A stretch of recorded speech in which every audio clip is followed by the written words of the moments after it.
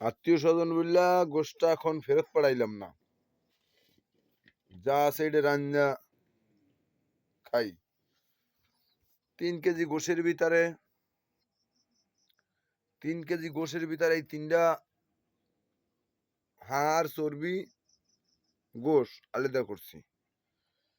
এইটা এই হাড়গুলোর আমি মেলে রাখছি। এই সম্পূর্ণ হাড়, এত গাছি হাড়, এর ভিতরে কিন্তু একটা গোশ নাই, এর ভিতরে একটা গোশ নাই। রাতুল লইতে পারো কটা বাড়ি মেরি দেয়। পাইলে ঠাইলে হবে না, পাইলে ঠাইলে হবে না।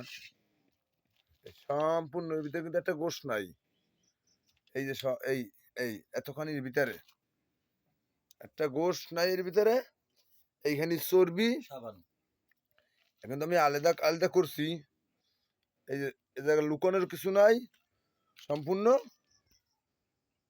চর্বি সাবান। এই হয়েছে আমার গোশটা। এর ভিতরে আবার ভালো কিছু বুঝতে বুঝতে রাখিনি, এটা গোশই, এইটু চর্বি। এই হাড্ডি মাড্ডি এর ভিতরে আরো আছে, ওই যা গোশের সাথে এগুলার করি নাই, এগুলা আর এদিক ওদিক করি নাই। একটা বাঁচলে আরো কিছু হয়, দরকার নাই। আবার মিলাইয়া 1 কেজি জায়গা হয়তো 1 কেজি থেকে একটু কম হইতে পারে, প্লাসের জায়গা 1 কেজির বেশি। এই তার মানে 1 কেজি চর্বি আর আর 1.25 কেজি হবে গোশ, 1 কেজি হবে চর্বির একটু এইটা হালকা 1 কেজির কম।